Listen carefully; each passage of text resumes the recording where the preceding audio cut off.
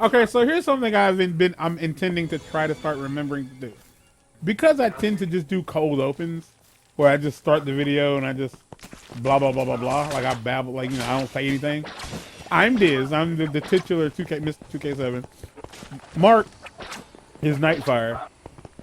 He's the one that Uh-huh. sounds like a woman, apparently, to Apparently. the wrong people. He sounds like a woman. And Mr. Newman is the dude with the deep voice. And Mr. Newman is gonna tell us a story about Sylvia Lycan, and then I'm gonna tell you a story that's gonna knock your goddamn socks off. Take it away. Well, what's it? What is it? What is it? Like, how did you come across this story?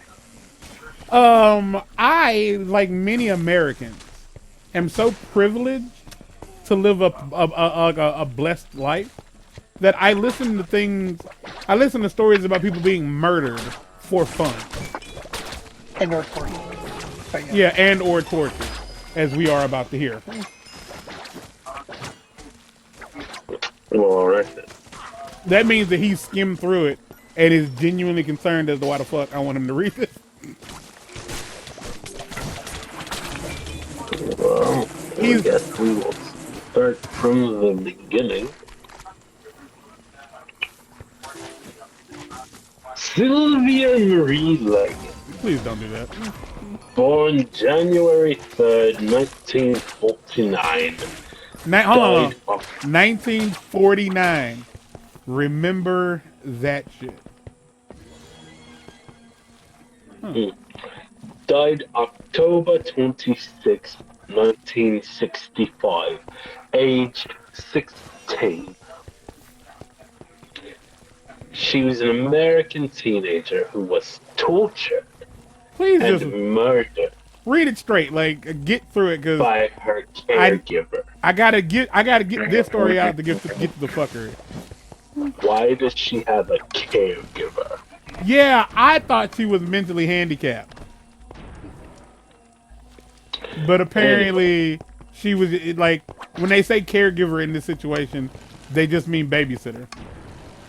Ah, well, her caregiver's name was Gertrude Banaszewski. Hit it again.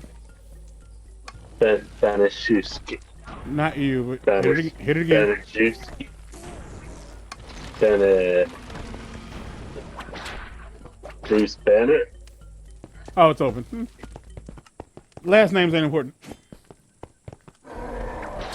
Oh, you weren't talking to me? No, I was talking to Mark. When I say hit it again, no, I just meant I was talking to Mark. Oh. My bad. Within Many context, of them- everybody else understands. Oh yeah, they can see the screen. I didn't even know Yeah, y'all were playing together. That's why I said within context. Many of Banaszewski's children and several of their neighborhood friends. Oh, wait, what? This is gonna get real weird real fast. Why they hate this girl? The abuse incrementally lasted for 3 months before Lycan died from extensive injuries and malnourishment. Where were her parents? Lycan was increasingly neglected, belittled, sexually humiliated, beaten, starved, lacerated, burned, and dehydrated by her tormentors. Her autopsy showed 150 wounds across her body, including several burns, scald marks, and eroded skin. Through intimidation, I did her say about younger 5 sister, minutes. Jay, was occasionally forced to participate in her mistreatment. The official cause of her death was determined to be a homicide caused by a combination of subdural hematoma and shock, complicated by severe malnutrition. Complicated. Gertrude Banaszewski, her oldest daughter Paula, her son John, and 2 neighborhood youths. This is why I hate the youths. Clay Hubbard and Richard Hobbs were all tried and convicted in May 1966 of neglecting, torturing, and murdering Lycan. At the defendant's trial, Deputy Prosecutor Leroy New described the case as the most diabolical case to ever come before a court or jury, and Gertrude's defense attorney, William C. Erbecker, described Likings as having been the subject to acts of degradation that you wouldn't commit on a dog before her death. This is the lady who killed her attorney, the person who is supposed to be defending her. Oh shit! Said that you wouldn't commit these crimes on a dog. After 8 hours of deliberation, the jury found Gertrude Beniczewski guilty of first-degree murder. She was sentenced to life imprisonment, but released on parole in 1985. Paula was found guilty of second-degree murder and was released in 1972. Hobbs, Hubbard, and John were found guilty of manslaughter and served less than 2 years in the Indiana Reformatory before being granted. Did the entire state of Indiana hate this girl for some reason? Certainly seems that way. The torture and murder of Sylvia Likens is widely regarded by Indiana citizens as the worst crime ever committed in their state, and has been described by a senior investigator in the Indianapolis Police Department as the most sadistic case he had ever investigated in the 35 years he served with the Indianapolis Police.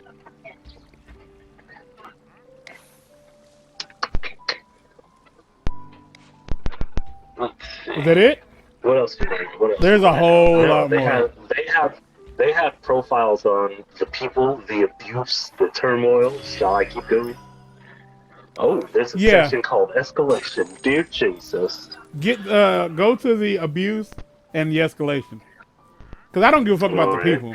I'm just talking. I want everybody to know what happened. Hold on. So Gertrude died in 1990.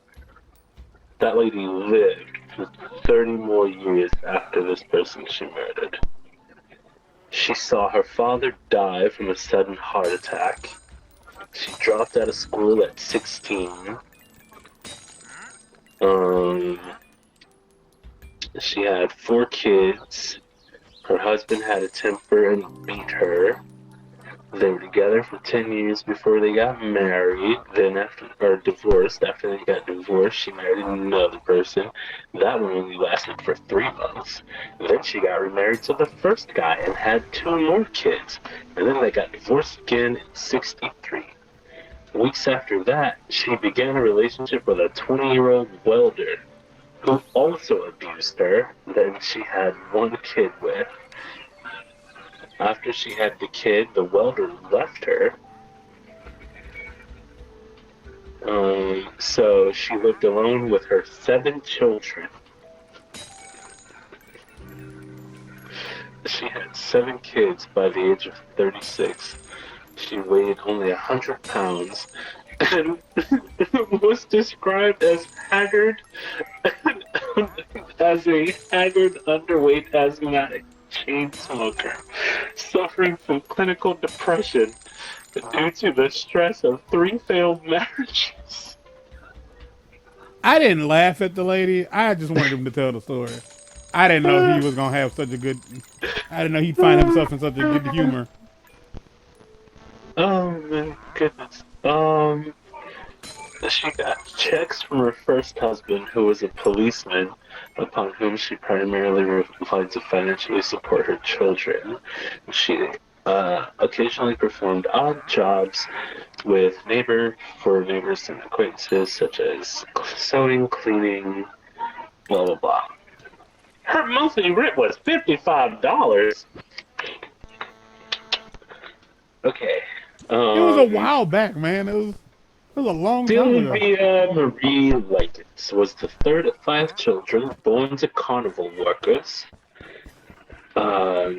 She was born between 2 sets of fraternal twins. She suffered from polio,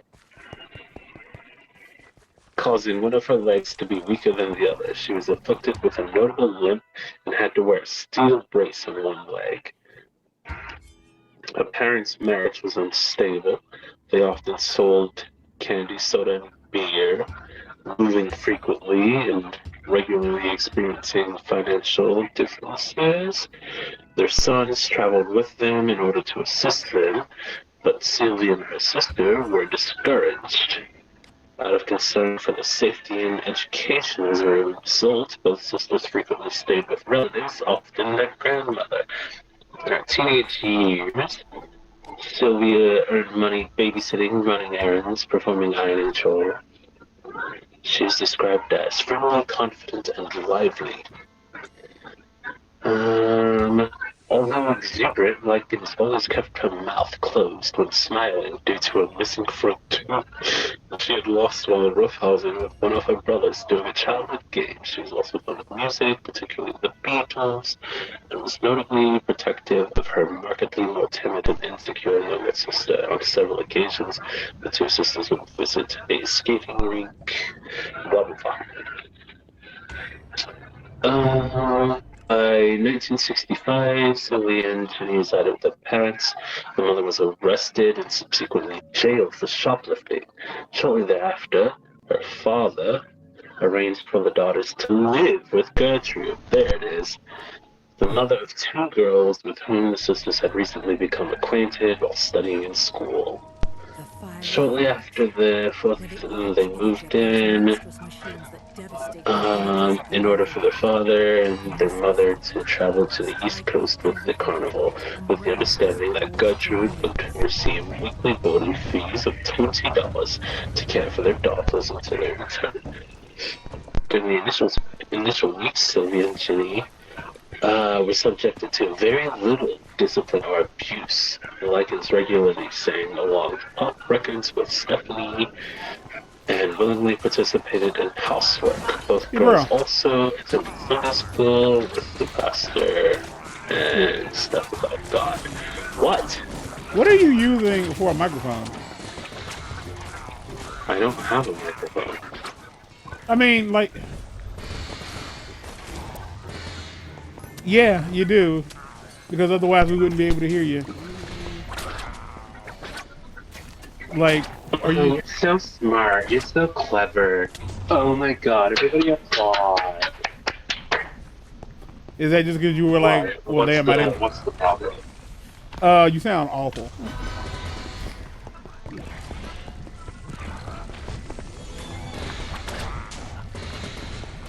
What the fuck is happening? Okay.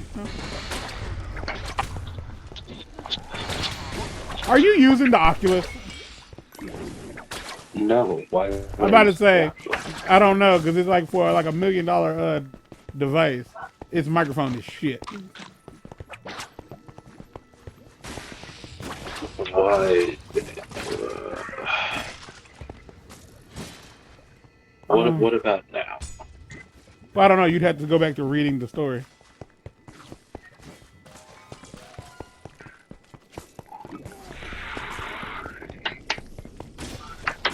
Okay, abuse. I can't.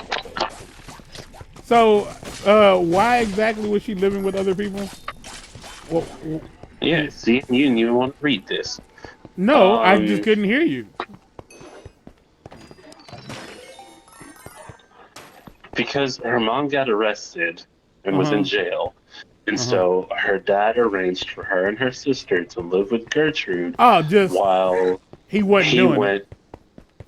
Well, he was in the traveling circus, in the carnival. Oh, so they went to the East Coast to sell things. Well, I don't think they loved it too much.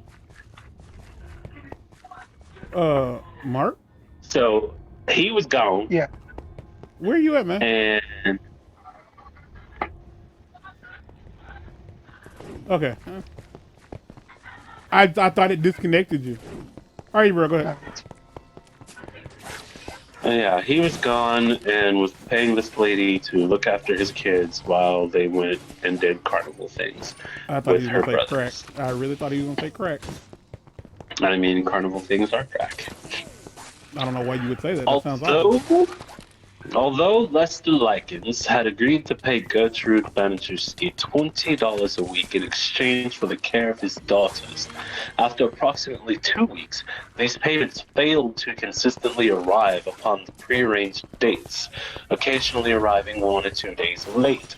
In response, Gertrude began venting her frustration at this fact upon the sisters by beating their bare buttocks with various instruments, such as a 1/4 inch thick paddle, making statements such as, "Oh dear." Swear words? I don't use that. Well, I took care of you two little bitches for a week for nothing. God damn. On one occasion, in late August, both girls were beaten approximately 15 times on the back with the aforementioned paddle. After Paula had accused the sisters of eating too much food at a church supper, It wasn't even your food. And right? Like what? Oh my By lord. mid-August, Gertrude had begun to focus her abuse almost exclusively upon Sylvia, with her primary motivation likely being jealousy of the girl's youth, appearance, respectability, and potential. This is a young girl with polio who has to wear a leg brace. Potential. You know what? That's what it's about. That's what it's about. It's about that potential.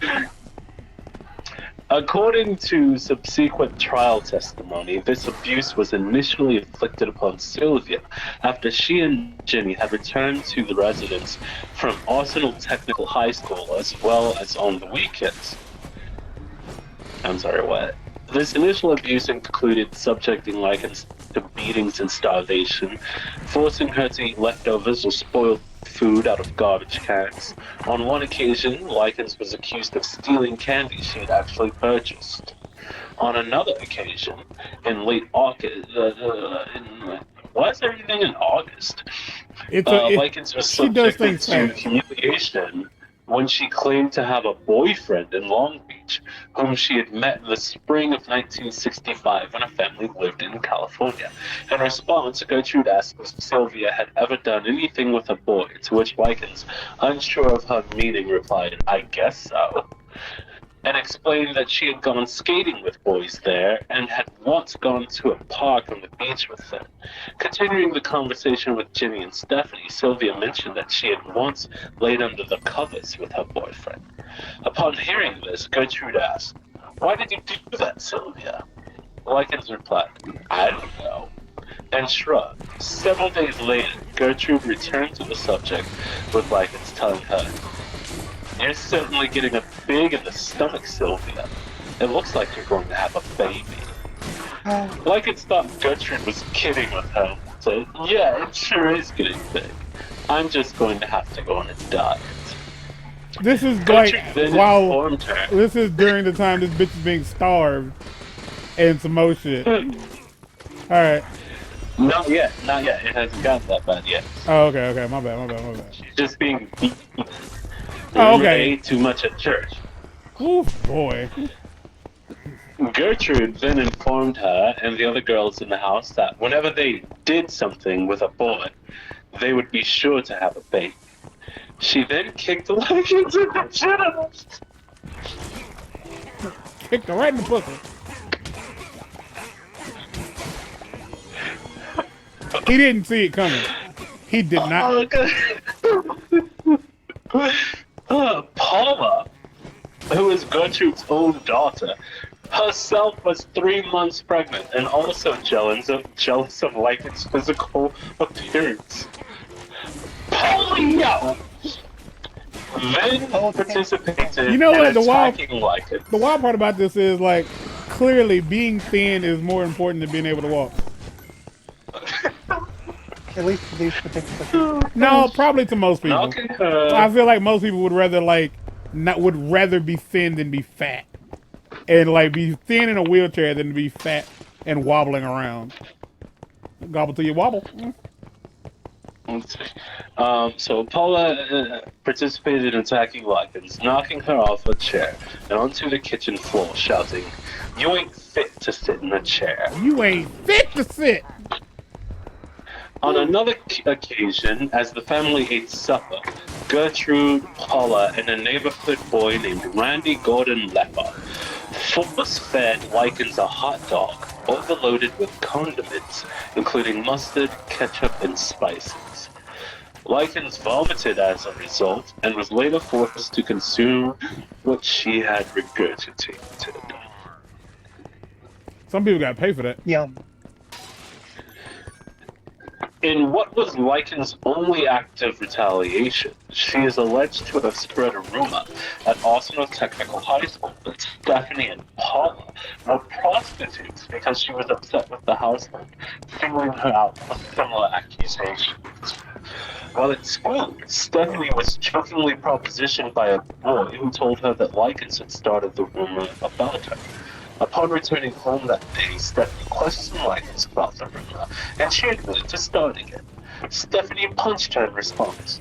The Lycans apologized to her in tears, and Stephanie then also began to cry. However, when Stephanie's boyfriend, 15-year-old Corey Randolph Hubbard, heard of the rumor, he brutally attacked Lycans, slapping her, banging her head against the wall, and flipping her backwards into the floor. When Gertrude found out, she used a paddle to beat Lycans. As you do. There's the good one. On another occasion, Paula beat Lycans about the face with such force that she broke her own wrist, having primarily focused her blows upon Lycan's teeth and eyes. Later, Paula used the cast on her wrist to further beat Lycans. Gertrude repeatedly falsely accused Lycans of promiscuity and of engaging in prostitution, ranting about the filthiness of prostitution and women in general. Gertrude would later occasionally force Jenny to strike her own sister, beating Jenny if she did not comply. Clay Hubbard. Got too far. Clay Hubbard and several of his classmates frequently visit the Banachewski residence to both physically and verbally torment Lycans. It was a neighborhood event, often collaborating with Banachewski's children and Gertrude herself. When Gertrude's active encouragement, these neighborhood children routinely beat Lycans, sometimes using her as a practice dummy in violent judo sessions, lacerating her body, burning her skin with lit cigarettes in excess of 100 times, and severely injuring her genitals. To entertain Gertrude and her teenage accomplices, Lycans was forced at one point to strip naked in the family living room and masturbate with a glass Pepsi Cola bottle in their presence, with Gertrude stating to all present that this act of humiliation was for Slyvia to prove to Jenny what kind of a girl you are. Gertrude eventually forbade Lycans from attending school. I just want to take a quick commercial break to remind everybody this is a reason I'm asking him to read this. And as tough as this is, the reason I'm asking him to read it will make it all worth it. All right, continue. Well, it probably won't, but it will be to me. It is to me. Gertrude eventually forbade Lycans from attending school after she confessed to having stolen a gym suit from the school due to Gertrude having refused to purchase clothing for her. For this act of theft, Gertrude whipped Lycans with a 3-inch wide police belt. Hot damn! She caught all of it. Then switched her conversation to the evils of premarital sex before repeatedly kicking Lycans in the genitals, as Stephanie rallied to Lycans' defense, shouting, "She didn't do anything." Now remember, this is the girl that previously broke her wrist on her face, and now she's defending her. Gertrude then burned Lycans' fingertips with matches before further whipping her. A few days later, Gertrude repeatedly whipped Jenny with the police belt after she reportedly stole a single tennis shoe from school to...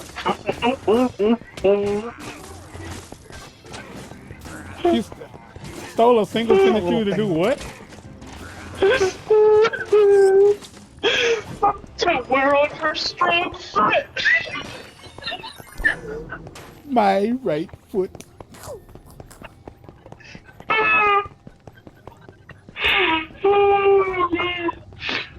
Oh, I'm gonna burn.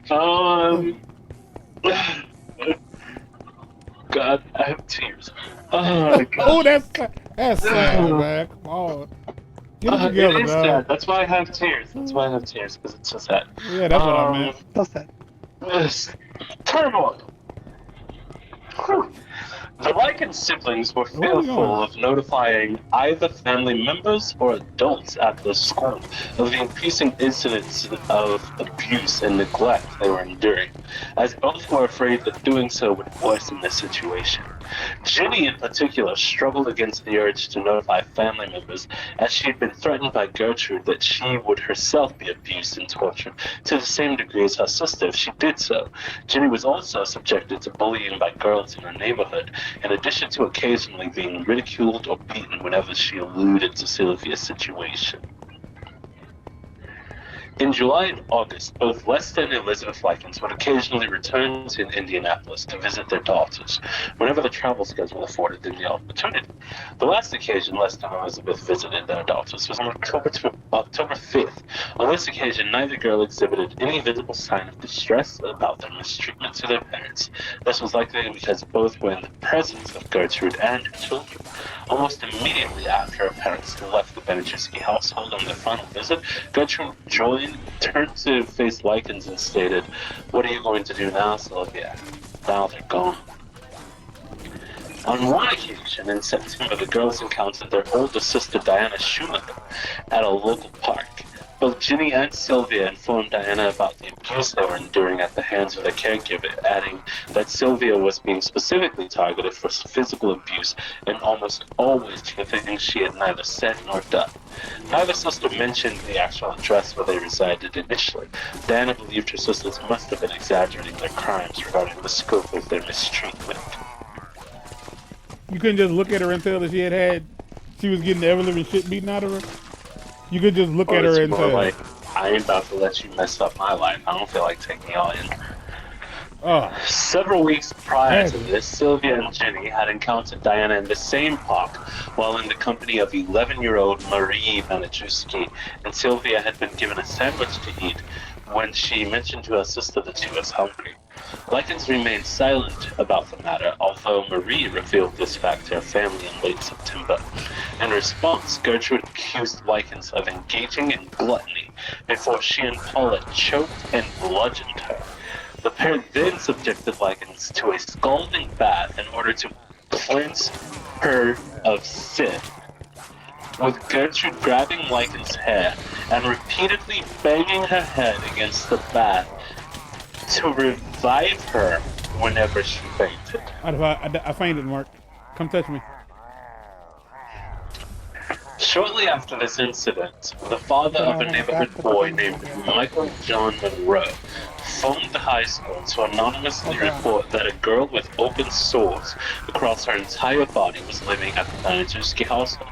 As Likens had not attended school for several days, the school nurse visited to investigate his claims. Gertrude claimed to the nurse that Likens had run away from her home the previous week and that she was unaware of her actual whereabouts, adding that Likens was out of control and that her open sores were a result of Likens' refusal to maintain decent personal hygiene. Gertrude further claimed that Likens was a bad influence on both her own children and her sister. The school made no further investigations concerning Likens' welfare. The immediate neighbors of the family were a middle-aged couple named Raymond and Phyllis. Both initially viewed Gertrude as an ideal caregiver for the Likens sisters, and both had visited the residence on 2 occasions while the girl had been under Gertrude's care. On both occasions, however, the Vermillions witnessed Paula physically abusing Likens, who on both occasions had a black eye, and openly boasting about her mistreatment of the child to them. Upon their second visit to the household, both observed Likens to appear extremely meek and somewhat zombified in nature. Nevertheless, and the Vermillions never reported Likens' evident mistreatment to the authorities.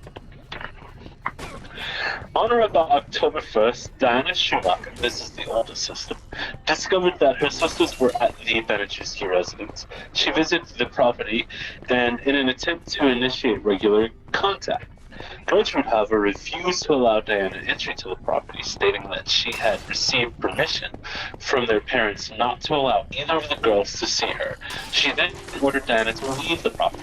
Approximately 2 weeks later, Diana encountered Jenny by chance, close to the home, and inquired as to Sylvia's welfare. She was informed, "I can't tell you or I will get in trouble." Which is an answer in and of itself. Escalation. Oh. Due to the increase in Hold the on, frequency y'all. and brutality. This is where it gets bad. So hold on to your giblets. Due to the increase in the frequent and brutality of the torture and mistreatment Likens was subjected to, she gradually became incontinent. She was denied any access to the bathroom, being forced to wet herself. As a form of punishment for her incontinence, on October 6th, Gertrude threw Likens into the basement and tied her up. Here, Likens was often kept naked, rarely fed, and frequently deprived of water. Occasionally, she was tied to the railing of the basement stairs with her feet barely touching the ground. This is literally a medieval form of punishment used to kill people. In the weeks prior to locking Likens in the family basement, Gertrude had increasingly abused and tormented Likens. She would occasionally falsely claim to the children in her household that either she herself or one of them had been receiving direct insults from Likens in the hope that this would provoke them into belittling or attacking her. On one occasion, Gertrude held a knife aloft and challenged Likens to fight me back, to which Likens replied she did not know how to fight. In response, Gertrude inflicted a light scour wound to Likens' leg. Physical and mental torment such as this would occasionally pause when the Benechuskis watched their favorite television shows. Neighborhood children were also occasionally charged 5 cents apiece to see the display of Likens' body and to humiliate, beat, scald, burn, and ultimately mutilate her. Throughout Likens' captivity in the basement, Gertrude frequently, with the assistance of her children and neighborhood children, restrained and gagged Likens before placing her in a bathtub filled with scalding water and proceeding to rub salt in her wounds. Jesus Christ.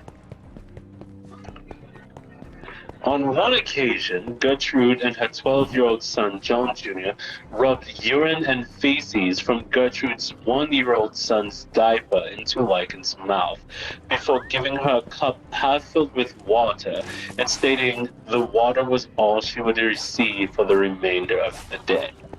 On October 27th, John Jr. tormented Likens by offering to allow her to eat a bowl of soup with her fingers and then quickly taking away the bowl when Likens, by this stage suffering from an extreme malnourishment, attempted to eat the food. Gertrude eventually allowed Likens to sleep upstairs on the condition that she learned not to wet herself. That night, Sylvia whispered to Jenny to secretly give her a glass of water before falling asleep. The following morning, Gertrude discovered that Likens had urinated on herself. As a punishment, Likens was forced to insert an empty glass Coca-Cola bottle into her vagina in the presence of the children before Gertrude ordered her into the basement. Shortly thereafter, Gertrude shouted for Likens to return to the kitchen, then ordered her to strip naked before proclaiming to her, "You have branded my daughters. Now I'm going to brand you." She began carving the words, "I'm a prostitute and proud of it," onto Likens' abdomen with a heated needle. When Gertrude was unable to finish the branding, she instructed one of the neighborhood children present, 14-year-old Richard Dean Hobbs, to finish etching the words into Likens' flesh as she took Jenny to a nearby grocery store. In what Hobbs would later insist were short, light etchings, he continued to brand the text into Likens' abdomen as she clenched her teeth and moaned. Both Hobbs and 10-year-old Shirley Benechuski then led Likens into the basement, where each proceeded to use an anchor bolt in an attempt to burn the letter S beneath Lycan's left breast, although they applied one section of the loop backwards, and the deep burn scar would resemble the number 3.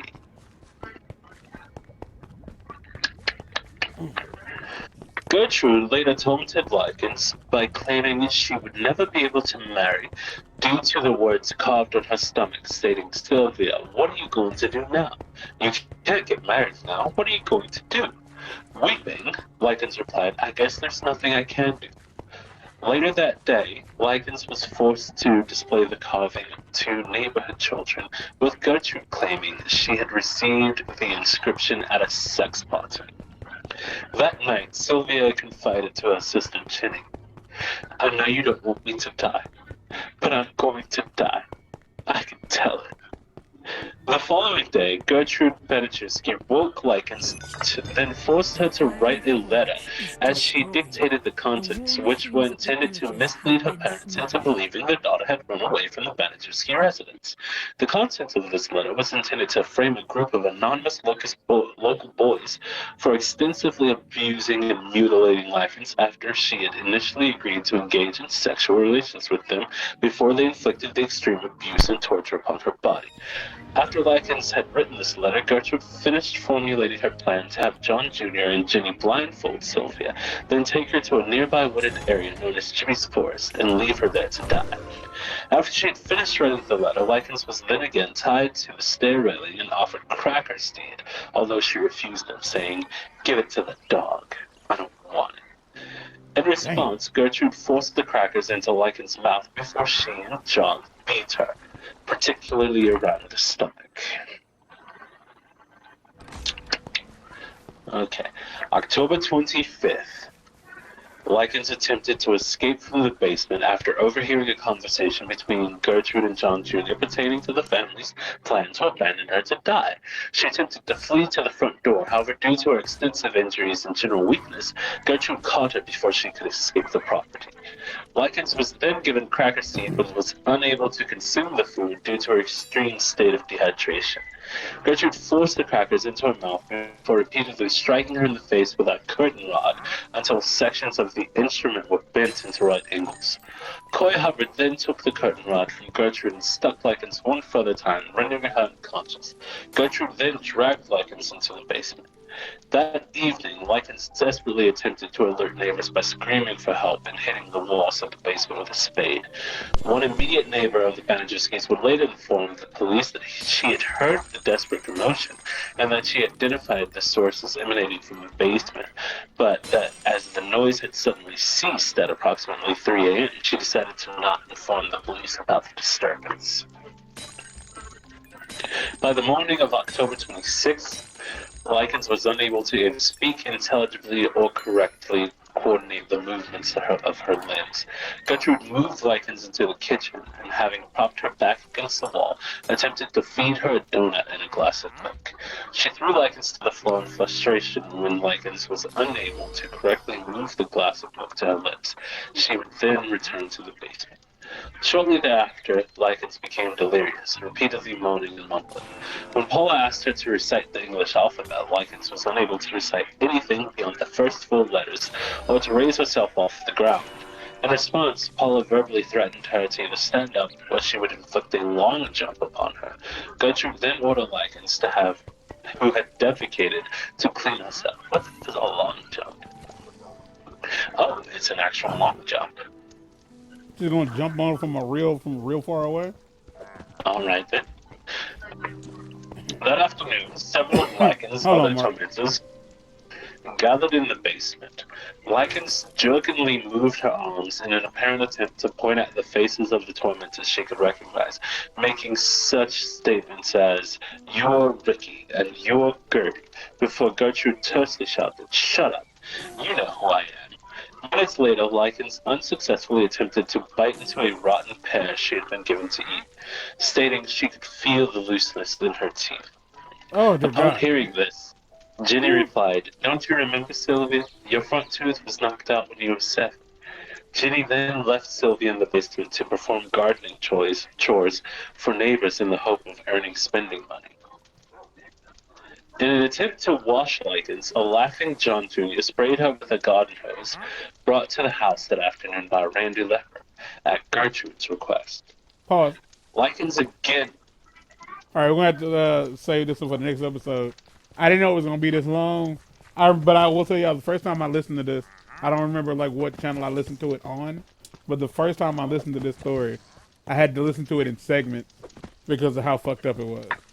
Like I like I'm not shitting you, not that you care, but I like when it got to certain parts, I had to stop and just take a break because I don't know if anybody else gets this, but it's like when something gross happens, there's this weird feeling where you can't make a fist. Like your body just like, I don't know how to describe it, but it's like when something like bothers you, not even like emotionally, but not like you make you sad, but like you hear something like very disturbing, and I can't make a fist. Like it's very strange. It's the only way I can describe it is like, it might be neurological. I don't know. But either way, this has been a long episode. We finished this stage. We got to figure out what the next one is. We're gonna finish the story in the next episode, which is going to be like a few seconds. So get out.